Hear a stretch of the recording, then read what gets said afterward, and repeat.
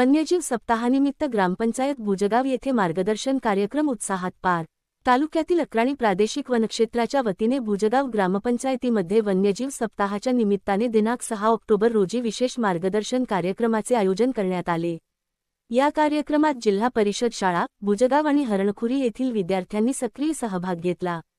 विद्यार्थ्यांनी रॅली काढून संपूर्ण गावात फिरत वन्यजीव सप्ताहाबाबत जनजागृती केली आणि घराघरात जाऊन माहिती दिली।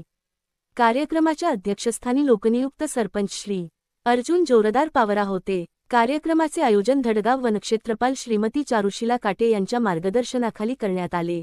वनविभागाच्या या उपक्रमात वनपाल दिलीप पाटोळे, वनरक्षक रोहिदास पावरा, रेखा पावरा यांच्यासह उपसरपंच सदस्य ग्रामपंचायत कर्मचारी आशाताई, अंगणवाडी आणि ग्रामस्थ तसेच वनकर्मचाऱ्यांनी परिश्रम घेतले। या कार्यक्रमात वन्यजीवांच्या संरक्षणाचे आणि संवर्धनाचे महत्त्व विद्यार्थ्यांना आणि ग्रामस्थांना समजावून सांगण्यात आले। वनरक्षक रोहिदास पावरा यांनी विशेषतः आदिवासी बोलीभाषेचा वापर करून वन्यजीवांचे महत्त्व प्रभावीपणे मांडले। त्यांनी कोणत्याही प्रकारचा त्रास न देता वन्यजीवांच्या संवर्धनासाठी ग्रामस्थांनी पुढे यावे असे आवाहन केले।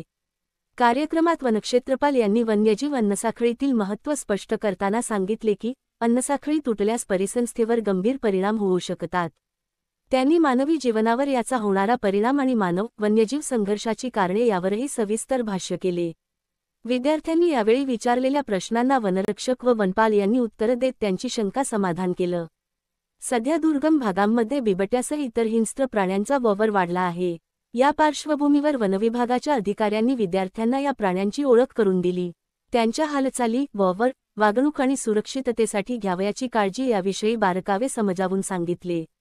या कार्यक्रमात विविध संस्थांच्या प्रतिनिधींचीही विशेष उपस्थिती होती।